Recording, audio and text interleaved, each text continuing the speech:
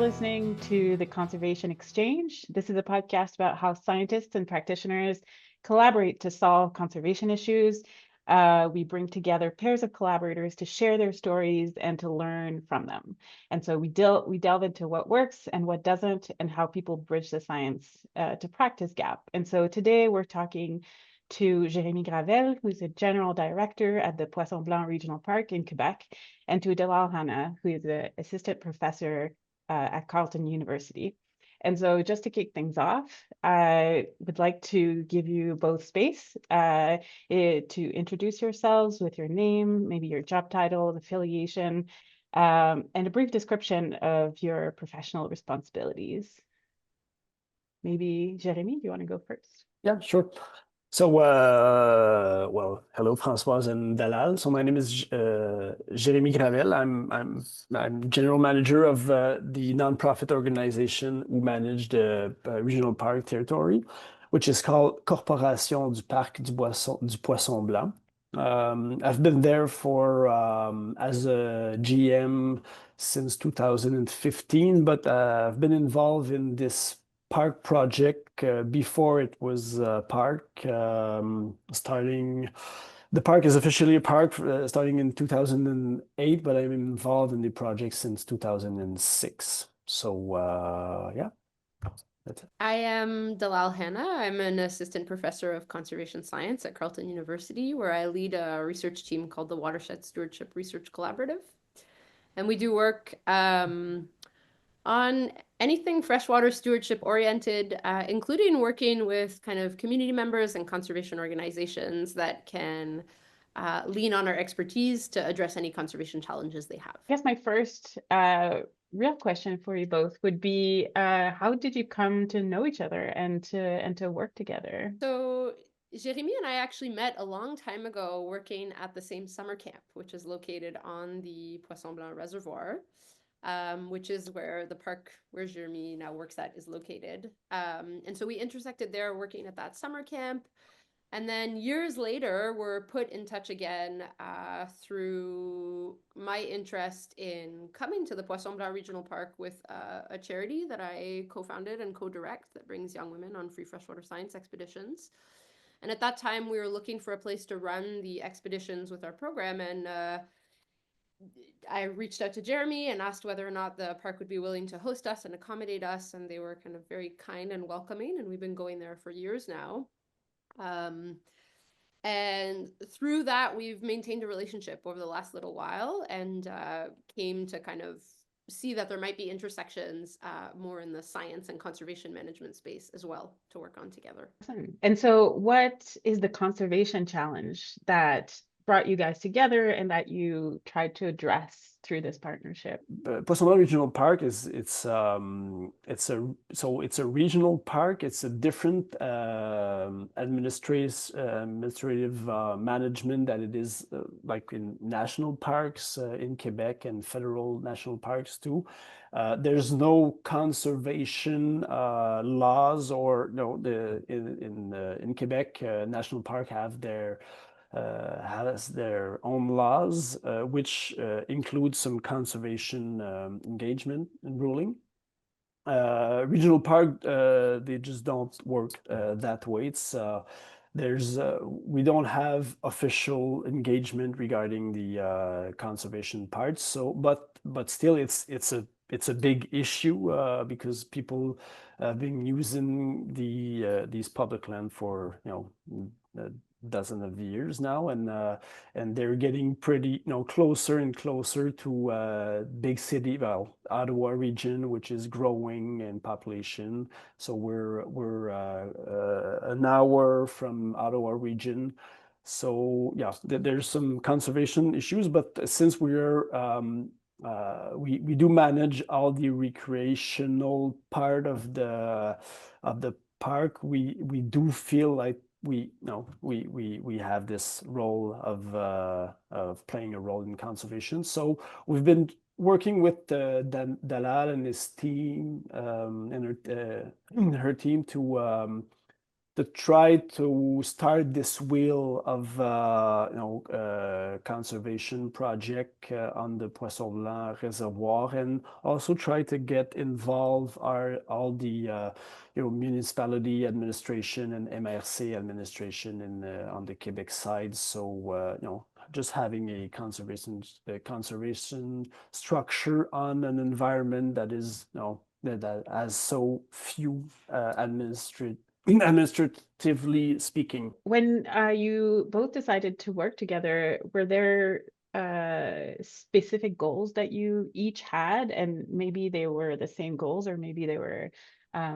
different goals? Yeah, I can start us off there. I think when we started working together on this project, I mean, I'd say this is a project that was kind of developed together from the very start. And so the vision was like, hey, can our team of academic researchers support you in any way to reach the conservation goals you have?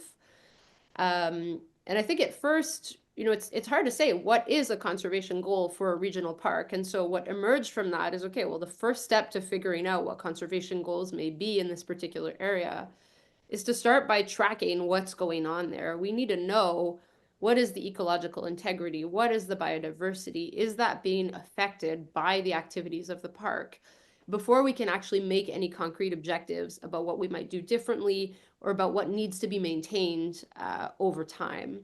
And so that kind of naturally led us, I think I would say that like the goal that I interpreted as we started this project was like, let's start by figuring out what's there, what's happening, and creating a system for us to be able to do that is affordable for a regional park that doesn't actually have any budget for conservation. As Jérémie was saying, regional parks in Quebec, they're not mandated to do conservation. They're mandated for recreational purposes, and at the same time, they are happening in these outdoor spaces that require that we think about conservation. So I think it's really wonderful that this park had the incentive and initiative and will and desire to invest in kind of thinking about how we do that. And so from my perspective, the goal was really, let's start by figuring out how can we affordably monitor what's going on, and then from there take our results to figure out what next conservation steps are. Jérémie, would you have interpreted the objective in the same way? Precisely the same way, Dalal. It's like I was saying, we're starting to start a wheel that will maybe get all the regional park in Quebec, maybe sometime, to have a official role in the conservation, considering that it's so much part of what they're doing. Like if there's not a well-built and managed conservation plan on the public land that are delegated to us for the recreational purposes, there will be some damage done probably, and then the territory would just lose interest for the recreational purposes that we've been mandated to. So this is really like the administrative way to see it. Obviously, we're like Dalal mentioned, there is a camp, camp vacances, in the south end of the park, and we both worked there, and we did probably our first canoe camping trip in that camp when we were young. So it's other than all the administrative part, but for myself, I'll be speaking to myself there. I put a lot of heart into it because this territory is part of me, and I see it as the long-term project. So to have some kind of a grip on the conservation administration inside the park, not only for our park, but all the parks in probably Quebec province. But it starts really at the bottom of my heart, and the implication I have on the territories start from pretty young. So and I feel like Dalal and her team and mine have this bond because we care about this territory, and we feel like there's much to do for the conservation here. So from your perspective, either common or individual, what were some of the tangible outcomes that came out of this collaboration? Yeah, I would say I mean, this collaboration was so outcome and goal oriented that it does feel like there were lots of tangible outcomes, and there are currently tangible outcomes, and perhaps more to come in the future. I'd say the most tangible outcome at the moment is that we have successfully set up a program where we've tracked about 10 different ecological indicators across all the campsites that the Poisson Blanc Regional Park manages. And so those are things like what's the biodiversity at those campsites, what amount of trails are at those campsites, what's the soil compaction, and so on and so forth. And so these are different indicators of different elements of ecological integrity that we now have information about. And we've also set up the infrastructure to continue to be able to track that information over time. And so that sets the park up with this incredible program to sort of monitor what's happening at the sites that they manage and hopefully pick up on changes that may be problematic. So part of the development of the program included thinking about thresholds for some of those indicators. You know, at what point is the soil so compacted that you need to stop and do something about it? Or at what point have you seen like such a shift in biodiversity that you need to close down a site for a little while? These are kind of the types of thresholds that we're thinking of. And so I would say the most tangible outcome is really the development of this ecological integrity monitoring program for now. And then the next steps are, well, what do we do with the results of that program? And so we're already starting to think about some things, like one of the things we documented is that certain campsites have redundant trails. And of course, like maybe that's not the biggest deal in the world or the biggest problem in the world, but it is still possible to address that and limit the impact of campsites by minimizing those redundant trails. And so one of the future projects with the park now is actually to think about planting vegetation along those sections of redundant trail to prevent visitors from going there and allowing these campsites to thrive and have more biodiversity present. So for me, those are really the most concrete, tangible outcomes at the moment. I think another important thing here is like the development of a long-term relationship. That's an important, tangible outcome and a model. It was really neat for me to hear Jérémie talking about like regional parks in general in Quebec. And I think I sometimes forget that one of the potential future outcomes of this project is that this kind of thing can be scaled up to other regional parks in Quebec, and it provides a model of how to do that.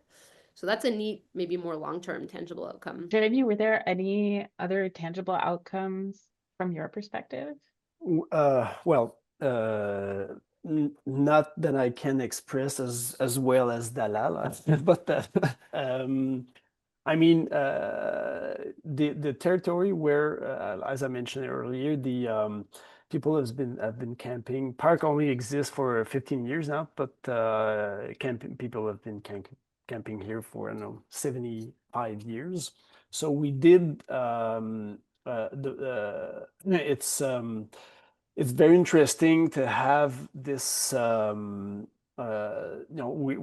managing and but we're in time there's also campsite that weren't managed by the park or are not managed right now that we're going to be managing in the next few years. So we have all this possibility, research possibility to have a comparison between a managed site and unmanaged site right now that will be managed. So all this transformation and trying to do it the right way and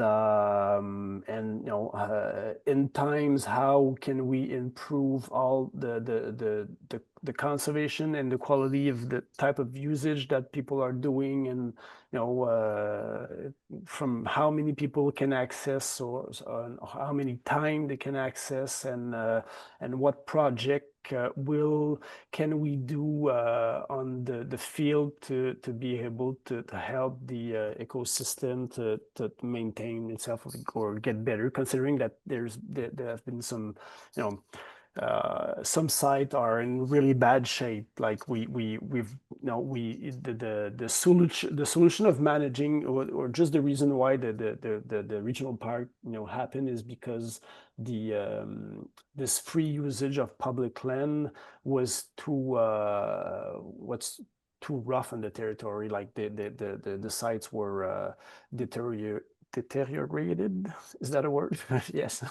And so yes, on the field, it's very interesting, and to see how that happening, and also it's the as Dalal mentioned, there's a big part of drawing attention.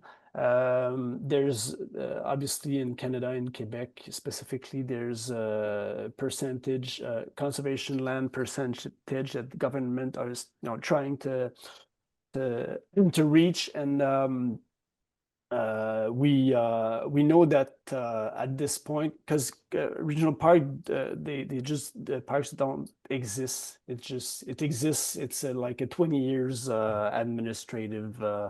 They're pretty young, so but we feel like it's a good way maybe to reach these conservation goals from government to get the regional park who have been growing and getting some more grips on their territory everywhere in Quebec, so it get them involved in the conservation part of their mission. I feel that's a great goal that we can reach, and I feel like the project with Dalal and her team is the beginning of something that could get bigger. So I hear you both when you say it sounds like there were some pretty clear outcomes already in mind at the onset of the collaboration. There was a very clear conservation challenge before you. I wonder if there was any unexpected outcomes that came out of this work, something that you didn't foresee at the beginning, and that perhaps turned out to yield opportunities for things that hadn't been kind of on the menu to start with. I don't know. Was there unexpected outcomes? I feel the collaboration. Well, I'll speak for myself, but I feel like the collaboration is so fluid and natural that we did start with goals, obviously, and these goals we've done some adjustment, but nothing that I feel like was like unnatural, or we did have different goals. Maybe what I would say, the collaboration with with Carleton University. Obviously, it's an academic institution. They want to do some research. We're very interested in the research part, but we're interested to do something to start the act. So there's it's part of, we're kind of how can I say it, we're eager to start to do some things on the field, so we can stop the degradation and start playing a role, but no, it's not it's not how can I say, it was not part of it was kind of part of the planning, and we're going along with it, but right now we trying to see how we can start right now to do some project on the field, considering the result of the first part of the project with Dalal. Right. Yeah, that's a neat point you bring up. It raises for me kind of, I think one of the things that's probably common across kind of collaborations and conservation practitioners, researchers and conservation practitioners, I feel like researchers are so used to working on these really long timelines and working also on these very informed timelines. And as scientists, I think we're always thinking about like, oh, I need more data to figure out the answer to that question, or like, yeah, I guess so. I guess what I heard from that comment, Jérémie, is like, and it doesn't surprise me that the park's like, okay, let's take action, let's do something with the results of our project. And as a researcher, I'm like, well, we need 10 years of data before we know what we can do. And so, hopefully we're able to find some middle ground. I think this is just the beginning of this project as well, right? Like we've implemented this monitoring program now, and we have 1 solid year of data. And some of these indicators may take a lot of time before you see any change. So it's quite difficult to like take action immediately based on something until from a scientific perspective, you're actually able to see what's going on. So that's like, we'll see how that plays out over time. You know, I think that is a thing, like figuring out what does the data we've collected actually tell us? And how can from the science side, we be kind of like a little bit forward thinking and not so stuck in our ways of like, we need 10 years of data before we can do anything. And then from the practitioner side, express patience for waiting till we actually have the right data to do something with it. In terms of like unexpected outcomes, other ideas that came to mind for me, one thing that's really cool, last year the park hired videographers to make a short documentary about the project, and that's something I hadn't anticipated, but I've been lucky enough now to see that documentary, and it's really good, and I'm really looking forward to sharing it. It's like a nice unexpected outcome. I think some other unexpected outcomes, Jérémie mentioned, like we've got this ecological integrity monitoring program in the park, and then the south of the Poisson Blanc Reservoir is currently not managed by the park, but the park is getting ready to take over management of the south. And so one of the things we did was kind of compare ecological integrity across these campsite types. And I think our team, we really thought, like, even based on my prior knowledge, having grown up on the Poisson Blanc and spent time there, when you go to the sites in the south, you feel that they're different from the ones in the north. You feel that there's like more trees taken down and they're bigger. And what came as unexpected to me is that we didn't find as many differences as I anticipated in ecological integrity between the north and the south. I thought we were going to see really flagrant effects, but in the end, we saw effects on a few key things. We saw effects on like the size of the campsites, on the proximity of the latrines to the water body, which comes with potential risk, on the number of fire pits at the campsites. And so we're talking about effects mainly like that are directly related to how management happens. Whereas I thought we were going to see, you know, much more soil compaction and much more trash left behind and much more all these other things that we didn't really document. And so now we're sort of figuring out, okay, well, what do we do with that? And what does that mean for the park in terms of like when they take over management of the South, how they go about doing that? And so that was an unexpected outcome to me. I think it goes to show like that we can come into a situation with a preconceived idea of what we'll find, and that idea may not always be correct. And I think that's one of the wonders of science, right? It allows us to like methodologically and objectively look at a system and make these comparisons that can actually help us then think about, okay, well, what are the right steps to take here if our chief concern is really ecological integrity? And if I can add to this, the you know, having this project going on, you know, at the same time as the operation of the park, it for our team perspective, it's we. Even though we don't have proper results, because as Dalal mentioned, indicators they take time to, but just having this project going on, just the mindset of the team,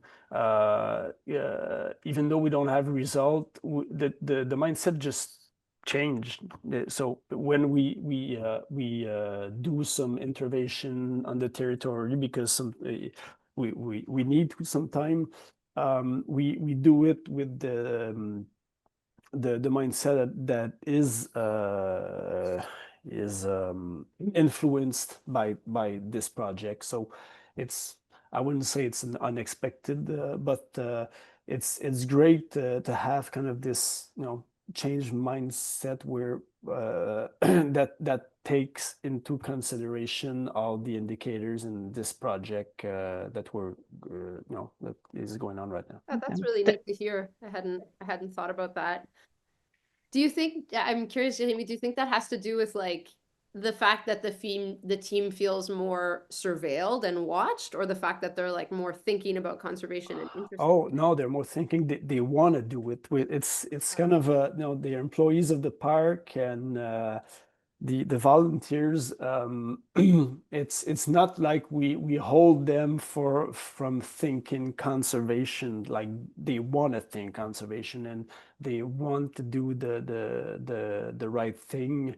So you know, one of our team members, Xavier, who worked closely with with Dalal Sting, he does have an influence. You know, they're living kind of together with on cabins that park get them. No, they were available for summer living close to the park. So you know, they do speak to each other and they're influencing each other. So on what's going on. So now it's just happening because the project is underway and they talk about it and they wanted, you know, they're proud of doing this with Carleton University and Dallas team. So no, it's kind of natural. It's no, we it's I feel like that's why I was saying that I feel like it's very fluid because it comes just naturally. Like our team want to do this, they want to be involved and they want to know better their territory and to do the you know the to work the right way. So yeah. Add one last thing, like I think another kind of unanticipated outcome for me is that we part of the, as we spoke to the park and our team better understood what their vision was in terms of indicators of ecological integrity, we learned that they had a lot of interest in involving the clientele that visits the park in the monitoring process. And so I hadn't like envisioned that originally as a scientist. It's not something I really thought about. Although like in the end, it works out quite well to have all these water quality kits available at the park for park clients to use and take out onto the water with them. And so that's kind of it's neat to think about how like the park's interest in their client involvement influenced how we design the program. That's interesting. I wonder if you could both talk a little bit about how this worked, like from a really day-to-day perspective. How did you maintain communication? Are you planning to have regular meetings, in-person meetings, or is remote? Does it work for everybody? Kind of the nitty-gritty aspect of the collaboration. Okay, so I would say this collaboration leaned heavily on the fact that it was led by a master's candidate in the research team I lead, and it was her master's research project. And so I think having like a student or a person, a staff member, whoever it is that's like fully committed to a project is pretty important for making it happen. I think Jérémie and I were more involved like from the ideas conception and high level stage than the actual nitty gritty stage. But from what I observe, for this to work, we absolutely needed that kind of project champion that was like just pushing this forward every day. And I think it started off by like designating that project champion and then getting them aware of the objectives, and then communication. That meant like organizing meetings to figure out, well, what indicators are we going to include in this program? And getting iterative feedback from park staff and different members of park staff, and then testing those out on the ground and seeing how they can be implemented. So I think that like having that project champion has been really key, and that person is actually about to finish their degree and finish up this project. And so now part of what we've done this summer is figure out the transition plan. And I think that's also maybe an unanticipated outcome. We've like come up with a transition plan that's a little bit different to the one that I had originally pictured. The transition plan looks like having kind of like a summer co-op student working at the park to keep the program alive. And I think that having those champions in place has been really essential for the daily nitty-gritty of this, because otherwise, yeah, I can just picture how it would have not worked out. So we'll see what happens now. It's a good kind of test. When we first talked about the program, our vision was to have the park staff actually implement the program and our team kind of like continue tracking data over time. But I think the plan that we've come up with is even more solid. And I'm really thankful that the park has been willing to like think about annual financial support for that. And they've done an incredible thing. They've set up like a conservation fund. Maybe Jérémie can talk more about that. But the setting up of that fund is not something that I had envisioned at first, but it really helps I think it will help facilitate the long-term success of monitoring of ecological integrity and then action as a result of that monitoring. Mm-hmm. Right, because this monitoring project that we're involved with Carleton University, it was it's kind of a punctual. It's punctually financed. I mean, it's kind of a fixed project with a beginning and an end from a financial point of view, but obviously we want this to continue, and I was talking earlier about the administrative responsibility we don't have right now about the conservation, but there's no, obviously, because there's no official responsibility, we don't have recurrent financement for these purposes. So I'm trying to find a way to get this, to get this in all the other project that will it will give birth to other field project and other probably research projects. So as I mentioned, we want to start the wheel, and we financially too, to have kind of recurrent financement, and we did one of the outcomes. It is an outcome from the project. So we from 2025 we did start a fund, conservation fund at the Poisson Blanc, which is 1% of kind of inspired of the 1% for the planet, but it's 1% for the park in that case. So people, visitors who are booking a campsite, percent is will it's now part of the fund, and will help getting it's going to be the base of maybe some financial some conservation project that and use it as a lever. Is that a word? A lever of financement for to get maybe some public funds for the rest of the project. So yeah, from my point of view, as Dalal mentioned, we're kind of the managing the administrative or the idea project, but from my point of view, it's finding a way to get some recurrent finances for the conservation project until maybe we have an official role and we can have from government some sort of funds to be able to do to help with the conservation responsibility. Thanks. So we've touched on a few different really interesting topics. We mentioned there was key personnel that were involved, and a master's student that really provided kind of a keystone.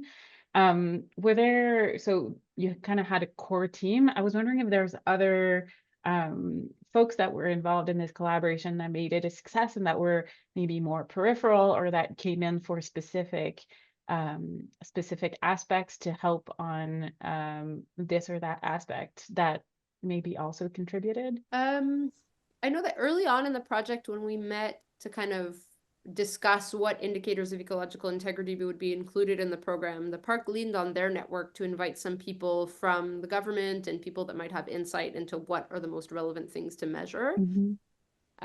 So that would be one kind of aspect of contribution. Of course, this is the beginning of a monitoring program, and so the idea is that over time, maybe we'll monitor more indicators. We just started off by picking kind of the 10 most relevant ones.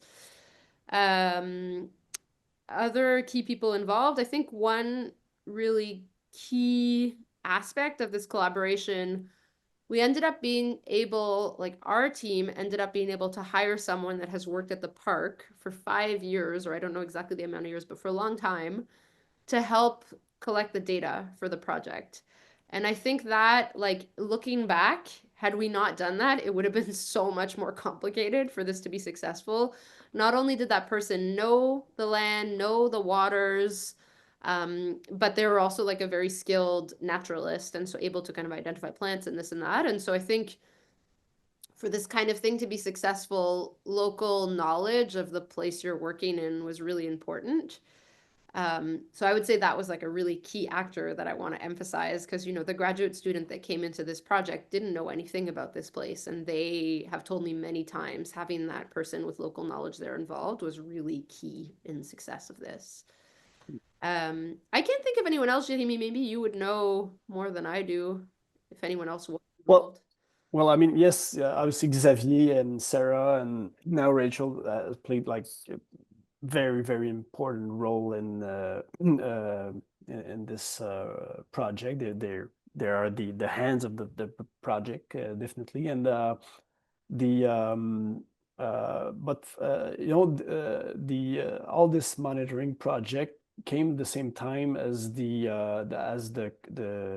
Corporation du Parc du Poisson Blanc was doing their first sustainable, or our first sustainability planning. So and in that planning, that sustainability, the council was involved, and you know, staff were involved also. So because this monitoring project is a big part of all this sustainability planning for the next few years of the you know, it's of the park responsibility. Yeah, it was it got everybody from our team, well, involved. Some people are closer involved, so I mean, my co-workers at the direction of the park have been involved pretty closely in that project. But we, you know, we sended some surveys to visitors of the park and members of the corporation, of the Corporation du Parc du Poisson Blanc. So you know, because of this old planning thing, the monitoring project just fitted right in. So lots of people from our end were involved in this project. So I want to keep a few minutes at the end of this of our time just to talk a little bit more formally about the future and where this might be headed. But we've touched on a few things. It's interesting for me that the critical bit for this project was the presence of a master's student. But when you're a master's student, you of course don't necessarily have the experience and natural history knowledge kind of necessary to the on the ground work. And so it's kind of a catch-22. I was wondering if there's any other very practical challenges like that came up that had to be overcome over the course of the project that you can think of, and you know, how you overcame them, or maybe sometimes we take a left turn and just avoid them entirely. Can you speak to that? Yeah, I think that one, like, you know, the practical challenge is actually, for example, being able to drive a boat from one of the campsites to the other without hitting a bunch of rocks. And so having someone who knows the land and the waters is really important, was really important in the context of this work. And you know, that is one thing I think looking forward that will require some thought about how we're going to navigate that. We've talked about having like a summer co-op position and someone who comes in and continues to champion the extension of the monitoring program or the maintenance of the monitoring program. But that requires support from park staff, and we're likely never going to be in a situation again where we have like full-time support from park staff. So we need to think about how that's going to happen and who is the right person to fill that role, so that it can happen effectively and safely. You know, does it have to be a person that has experience driving a boat, for example? And then what happens when you're not able to find that person, I think, is probably something we will hit in the future. And so I think that's the advantage of having a plan that's like, we'll do this every year. If you end up having to skip 1 year, it's not the end of the world. You can still continue on, which is great. I guess other challenges, I think one thing is like finding the time to get all the partners together is definitely a challenge. Having, you know, especially, I think everyone, except for perhaps the master student that's fully dedicated to this, has like a million other projects on their plate. And so having them find times to come together and sit down and think together is quite challenging. We ended up dealing with that by doing several meetings online as opposed to in person, which I think worked well in the context of this work. I don't know, had we been able to meet in person and really run these interactive workshops, would we have come up with a different list of indicators? Maybe. But probably not. Maybe in the future that is something that we need to do if we want to be able to kind of like continue to push the boundaries of how we're going to do this. But time is certainly a limitation, and just getting all the different actors together. Well, from our end, I feel it's as I mentioned, the project was so fluid. I don't feel like we had some tough challenges because of before starting the project, we had lots of conversations. So when we started it, the vision was pretty aligned. So there weren't much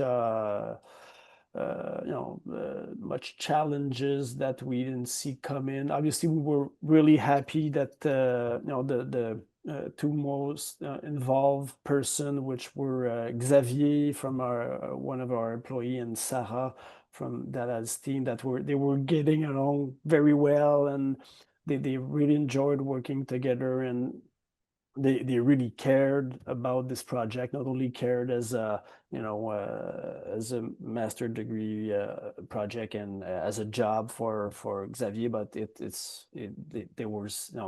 they were caring a lot, and they put lots of heart into this project. So I guess we can consider ourselves kind of lucky that everything, all the pieces fell into place, and we didn't, hit some big rocks, and having to work with the issue that people not getting along well or not aligned in the vision, all that stuff. Everything was going pretty well. I guess this happened because the planning and the preparation before we started was good, and we, as Ella mentioned, we did work together with the nonprofit that Dalal has run. They did some expedition on the inside the park in the year previous to the start of the project. So no, I mean, I would like to give you some some insight on challenges, but I don't see much. It was it is a really great project, and we're kind of lucky that everything is going that well. Oh, that's great. We love hearing about success stories. So we're getting down to maybe last 4 or 5 minutes. We've talked a little bit about what the future holds, how to turn this punctual project into a perennial thing that can maybe keep going into the future. There are practical and financial challenges with that. If there's anything else to say about what those future plans might look like, we'd love to hear it, but also whether or not you have any advice from this experience that you'd like to kind of communicate to other people who might be trying to replicate something similar. Yeah, I'll jump in. I think first, like in terms of replicating something similar, we as a research team are writing academic publications, which is what academics love to do. And we also produced a very public-facing report about the ecological integrity monitoring program. So those are ways that people can sort of find out about and build from the work that we've done in the context of this project. We can make sure to link all that on this podcast. I think, well, yeah, I'm curious to see how it goes moving forward. As one of the challenges that I identified in terms of how to move forward is that as an academic, most of our currency is in scientific publications. And so how to develop a new type of ecological integrity monitoring program works really well in the context of a scientific publication. But pursuing that monitoring program over the course of the next decade, it doesn't work very well in that context. And that's sort of a challenge that we identified quite early on, and I'm thankful we did because it gave us time to adapt. It sort of made me realize that the way to keep the torch moving for this program is actually probably instead through co-op employment opportunity in the summer, as opposed to more graduate students working on research projects. I'm sure that we're going to have punctual research projects that address questions that come up as we go along. But for keeping this baseline monitoring program going, I think different pathways than the traditional academic ones are really important. because otherwise it can't work. And so it's really, I mean, I think it's fantastic that with this conservation fund, there is opportunity to keep that afloat. Yeah, that's what comes up for me primarily. And in terms of advice, I would say like, yeah, trying to actually think transparently and clearly about those challenges as you start seeing them and addressing them. For us, like when we noticed this almost a year ago now, I'm so glad we were able to bring it up and come up with a solution for this summer. And then that part of like the solution we've implemented this summer, sets us up for future summers. And so that's really good, like facing the challenges as they come up and seeing if you can find solutions. And our partner has been really supportive for that. You know, when we've come to the park with like, we've got this situation, do you have funds to support it? Can we work together to find a wage subsidy? They've been really good at like helping us find solutions together. As much as it important, I feel like the vision of the project, and even though we, like Dalal mentioned, we do have different perspective. Like she has a research perspective, and we have a like long-term public land management perspective. So, but still the long-time vision were in the same direction. So I feel like it's important to have that fit, and that having this natural fit, and you do figure out that you have that fit from having some discussion like before starting the project, like sincere discussion where we want to go with that, because that's the key for having people that works with heart doing this project and are happy to doing it. But still, on the other way, I feel like it's important to have these discussions to have this common vision, but it's important also to have these discussions to have like the very the boundaries of the project, like to know we start this project and we end this project, and this is we do have some firm boundaries and goals, a specific goal for the project. We know that it's going to lead us to a bigger project, or all the issues we spoke, like all the financial issues and the administrative responsibility issues, all that stuff. But still, if we want a project to be considered for starting the wheel, it still needs to have to be successful. It still need to have a start and an end, and that we can have some proper results inside this project, and then use it as a lever, inspiration, whatever you want to call it, to move towards the vision we share. So I feel that I'm seeing that in the purpose of this interview, this project. But I feel in all the way we do approach the project at the park, we're trying to have as many as small successes possible by having some project that starts and that ends, and that we can have some lessons from every project and get better. It's an important part of having success. Wonderful. Thank you so much. I think that was a great moment to leave things on. Thank you so much to you both for having been with us today. You've been listening to an episode of the Conservation Exchange featuring Jérémie Gravel and Dalal Hanna talking about their collaboration on ecological integrity monitoring program for the Parc Régional du Poisson Blanc. For more information about this project, you can head over to our show notes. And until next time, I'm Françoise Cardou.